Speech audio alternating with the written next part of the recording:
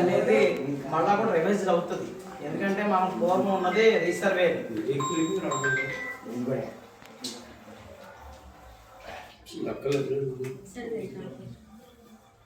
పూర్వం ఉన్నది survey number wise. ఇప్పుడు ఎల్పిఎం అని వస్తుంది, అంటే ల్యాండ్ పార్సల్స్ ఇదని.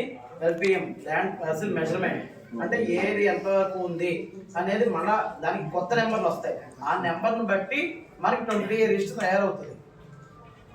కాబట్టి ప్రతిదీ కూడా 20 రిజిస్టర్ మళ్ళా రివైజ్ అవుతుంది. కావున ప్రతి భూమికి కూడా సెపరేట్గా మీకు ఉన్నవి పాత 20 దానికి ఉన్నవి ఇప్పుడు ఇందులో తొలగించబడతాయి. కాబట్టి మీకు ఆ ప్రాబ్లం మాత్రం ఖచ్చితంగా సెటిల్ అవుతుంది. అదేవిధంగా ఎక్కువ తక్కువ అనేది మనం భూమి మీద ఎంతైతే ఉందో అంతవరకే మనం ఇవ్వగలం. అది మీ డాక్యుమెంట్ ఒకవేళ ఎక్కువ ఉన్నప్పటికీ భూమి మీద తక్కువ ఉంటే తక్కువ ఇవ్వగలం. అలాగే కొంచెం ఎక్కువ ఉంటే మిగతా వాడికి అడ్జస్ట్ అయిపోయి అంతా బాగానే ఉంటాయి కన్నా మీకు అది కూడా ఇవ్వగలుగుతున్నాం. కాబట్టి మీకు 2 సమస్యలు కూడా ఇందులో తీరుతాయని నేను ఖచ్చితంగా చెప్తున్నాను. బట్ కాకపోతే దీనికి చేయాల్సింది ఏంటంటే మీరు సర్వేర్ వెనకాల తిరగాలి. మీరు ఆళ్లే చేసుకుంటారు నోటీస్ ఇచ్చినప్పుడు కానీ వాళ్ళు రమ్మన్నప్పుడు కానీ ఇందులో ఒకటి ఉంటుంది. మళ్ళీ ఈరోజు నాకు ఈ భూమికి వచ్చారండి, మళ్ళీ అక్కడ ఎక్కడికో వెళ్ళిపోయారండి, ఇంకో చోట ఆచరణకు వచ్చారండి, ఈ పక్కన భూములు కొలవలేదండి అని మాత్రం అనుకోవద్దు. కారణం ఏంటంటే ఒక సర్వేయరు ఒక భూమిని ఒక ఏరియాలో తీసుకున్నప్పుడు అతను వీలుని బట్టి, అంటే ఈ రోజు మీకు నోటీస్ ఇచ్చారనుకోండి, అతనికి 4 చోట్ల భూమి ఉండొచ్చు. ఆ 4 చోట్ల ఒకసారి తీస్తే ఆ ఒక వ్యక్తి అయిపోతాడు అన్న ఉద్దేశంతో అలా కొలవచ్చు. లేదంటే ఈ 10 ఎకరాలు మాత్రం ఒకేసారి కొలిసేద్దాం అనుకుంటే ఈ రోజు మీకు నోటీస్ ఇవ్వచ్చు, రేపేమో అక్కడ భూమి ఉంది ఇంకో రోజు నోటీస్ ఇవ్వచ్చు. అతని వీలుని బట్టి, అతను చేసుకున్న ఏరియాను బట్టి, అక్కడ అంటే టీముని బట్టి కూడా ఇది సెటిల్ అవుతుంది. కాబట్టి మీరు ఎప్పుడైతే వాళ్ళు రమ్మన్నారో ఆ టైంలో కొంచెం ఇసుక్కోకుండా కొంచెం అటు ఇటులాగా వచ్చి వాళ్ళకి మొత్తం రికార్డ్ ఇచ్చి మీ హద్దును చూపించవలసిగా కోరుతున్నాను. ఇది మీరు ఒక్కరే కాదు, మీ చుట్టుపక్కల రైతులకు కానీ పక్క విలేజ్లో ఉన్న గ్రామాల్లో ఉన్న రైతులకు కానీ అని మీరు చాలా మంది కౌలుకు చేయించుకుండొచ్చు. కాబట్టి వాళ్ళ దగ్గర కూడా డాక్యుమెంట్స్ తీసుకుని మీరు రెడీగా ఉంచుకోవడం ఒకటి. వాళ్ళకు కూడా అదర్ విలేజెస్లో ఉన్నప్పుడు వాళ్ళకు కూడా చెప్పాల్సిందిగా కోరుతున్నామండి. అదేవిధంగా మా చేపల చెరువులో ఉన్నాయి, వాటికి సంబంధించి కూడా మీకు ఒకే ఎల్పిఎంలో 30 ఎకరాలు 40 ఎకరాల్లో రైతులన్నింటినీ కూడా ఉండడం జరిగింది ఈ కానుల అగ్రహారంలో. ఆ విషయానికి సంబంధించి కానుల అగ్రహారాలకు సంబంధించి కూడా నేను మ్యాక్సిమం వచ్చిన తర్వాత ప్రతి చెరువుని కూడా ఇప్పటి వరకు అయిపోయినాయి. ఇంకా 2 చెరువులు అనుకుంటా ఉన్నాయి. మిగతా అన్ని చెరువులు కూడా సెపరేట్ గా కూడా డివైడ్ చేయడం జరిగింది. ఎవరికి ఎంత ఎక్స్టెంట్ ఉంది అనేది కూడా సెపరేట్ గా వాళ్ళకి ఇవ్వడం జరిగింది. ఆ మిగతా 2 చెరువులు కూడా మీకు అయిపోయినాయి.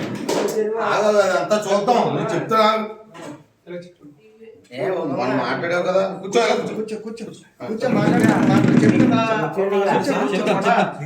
మీకు చెరువు సమస్య కూడా తీరుతుంది. అదేవిధంగా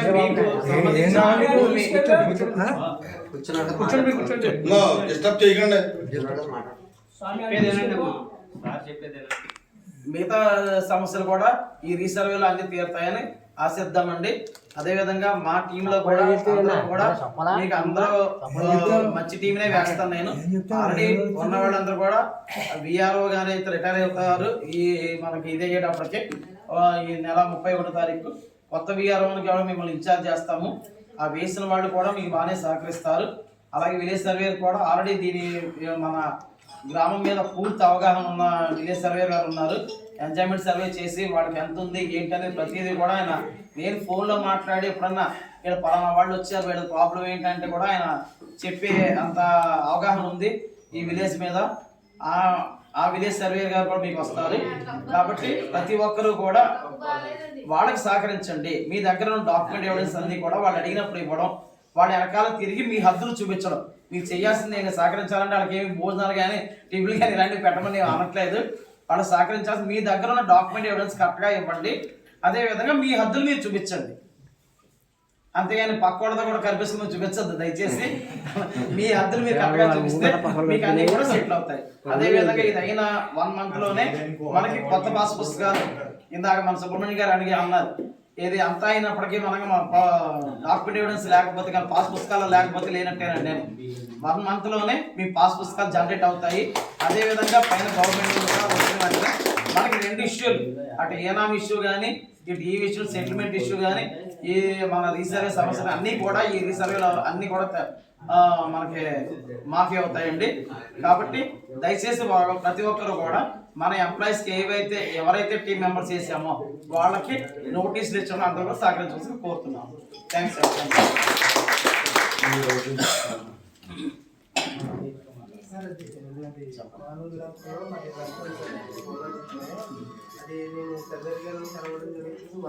ఏం కదండి సార్, వీళ్ళకి కానూరు ఎన్ని సంవత్సరాలు చాలా నుంచి తిరుగుతున్నాడు సార్. పెద్ద సమస్య ఇతనికి. ఎలాగంటే కానూరులో ఒక ఎకరం 90 సెంట్లు భూమి ఉందండి. వీళ్ళు అమ్మిన వాళ్ళకి వన బ్యాడంలో ఆన్లైన్లో లేదండి. వీళ్ళకి రిజిస్టర్ అయినా అవ్వలేదండి. వీళ్ళు కొనుక్కుని 20 ఏళ్ళు అయింది. ఆ అగ్రిమెంట్ మీద వీళ్ళు ఎంజాయ్మెంట్లో ఉన్నారు, చేసుకుంటున్నారండి. అమ్మునోళ్ళు ఆన్లైన్లో ఉన్నారంటే అమ్మునోళ్ళు కూడా ఆన్లైన్లో లేరండి. ఒక అబ్బాయి మన దాసనీర గారు అబ్బాయి తీసుకున్నాడు సార్ ఛానల్ నుంచి. అదేంటి అవన్నీ కూడా ఇంట్రెస్ట్ సీట్లు అవుతాయి మీకు. ఎందుకంటే డాక్యుమెంట్స్ నేను అనుకున్నా అంటే లంక అనేటప్పుడు మరి మీది ఏ లంక అనేది ఇంకా చూసుకోవాలి. జరాతి లంక జరాతి లంక అయితే కనుక మీ సెటిల్ అవుతుంది. అది అసలు అవ్వలేదు కదమ్మా. నేను అదే చెప్తున్నా. మీ పాత తహసీల్దారులు కూడా అంటే నేను ఎవరిని కామెంట్ చేయదలుచుకోలేదు. నేను చేయలేకపోయేవాడు. ఇప్పుడు చేసే అవకాశం వచ్చింది. ఈ సర్వేలో భాగంగా అవ్వాలి తప్ప మీకు లేని దానికి డాక్యుమెంట్ ఇవ్వలేదు. కానీ అంటే ఏదైనా సెటిల్మెంట్ అవ్వలేదు ఇక్కడ. సెటిల్మెంట్